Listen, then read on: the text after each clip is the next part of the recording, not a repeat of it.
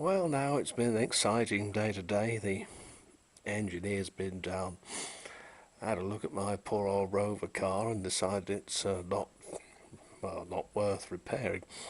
So at least that's that part of it going. I've still got the spaceship, the hire car. My God, it's you switch it on, it's like Las Vegas. All these little lamps come on. So keep away from that when I can. But I suppose it's a set of wheels, and it could have been worse, I guess. I could have been given an old Skoda, an 80s one.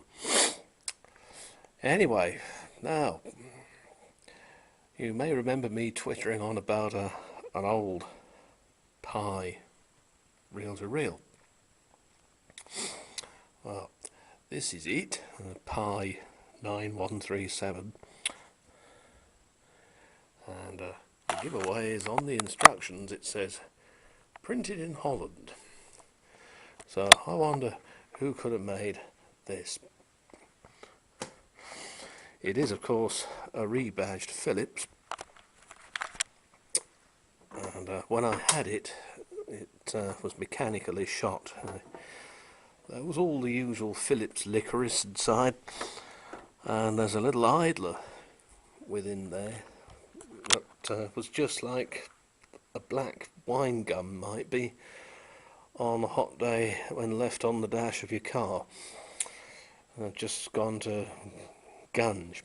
But I was able to make them another one with two rubber tyres from two old video machines.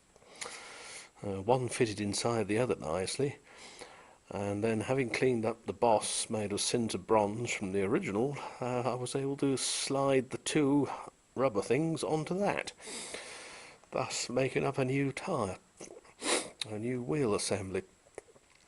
And the drive belts for it I had in my box of belts, so they evidently don't make the licorice ones anymore. This is a 4-track or indeed stereo machine. It's primarily, I suspect, set up for use as a stereo, and to that end, if I show you there, see, you've got your two level gauges, 4-digit tape counter, off and volume, balance, bass, treble. This level control does record players or another tape deck or radio. This level control here is in two parts. You can either move this or this, and it's so that you can effectively balance a pair of microphones. Of course, if you use a stereo microphone, you just make sure you turn the two up simultaneously, as it were.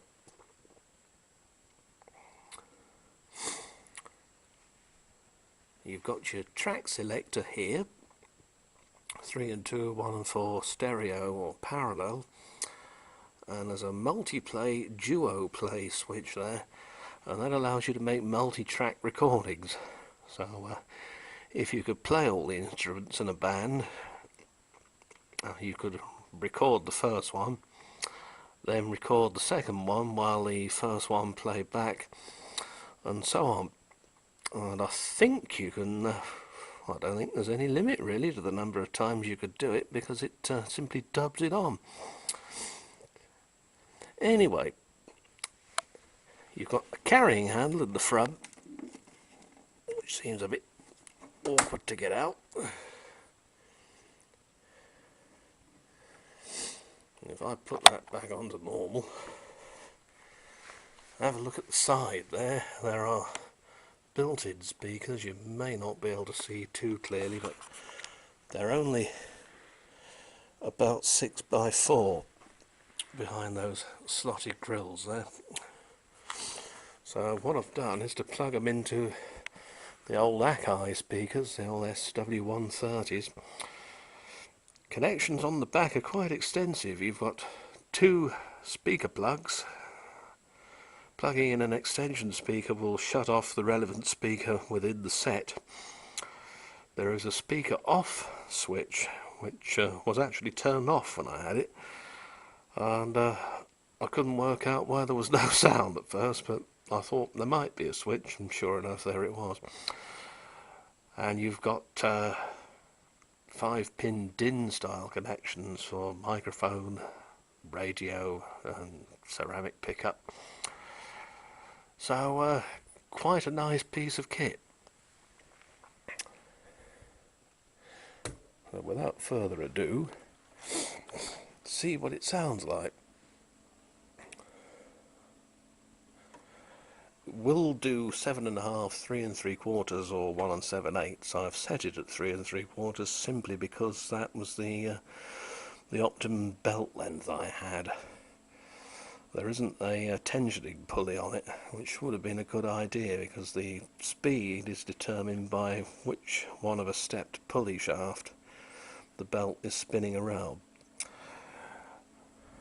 There's one big shaded pole motor here that drives everything. Some later ones had a electronic motor control DC motor to drive the capstan, and a separate one for each of the spools.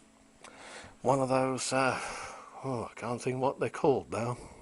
Coreless motor, that's right. I put him into playback.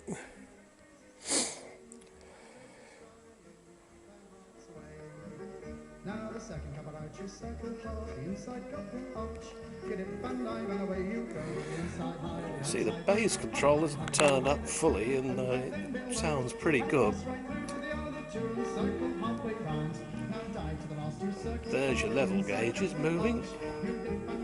They do this during recording and playback, of course, to help you find your record level.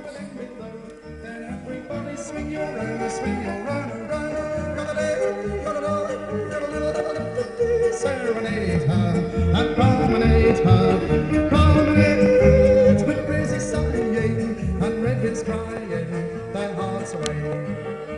Now the third cup out, you circle hard, the inside couple arch. And as you can tell, those old Akai things, they do put out the bass rather. I'm afraid the camera probably doesn't do it justice. But got the fast forward to work again, and the brake system appears alright. Some of the tricks I've used on overhauling this I've picked up from a chap on the internet who sells kits of parts to repair these, and you can get them through eBay. But I'm not going to tell you what he does because it's steal his thunder, shall we say. Up here you've got a very 60s hi-fi stereo badge and these peculiar 6-pointed screws, and the top made of, well, seemingly metal with hammerite on it. But all told, it's a nice little machine. Well, it's not so little actually. It can be used flat like this or stood up vertically. It doesn't make a dot of difference to it, it still sounds just as good. Anyway, I hope you liked it, and as you can see, hopefully business as usual this end now. Thanks ever so much for all your messages of support and saying welcome back. That's been really touching. Anyway, TTFN, and ta-ta for now.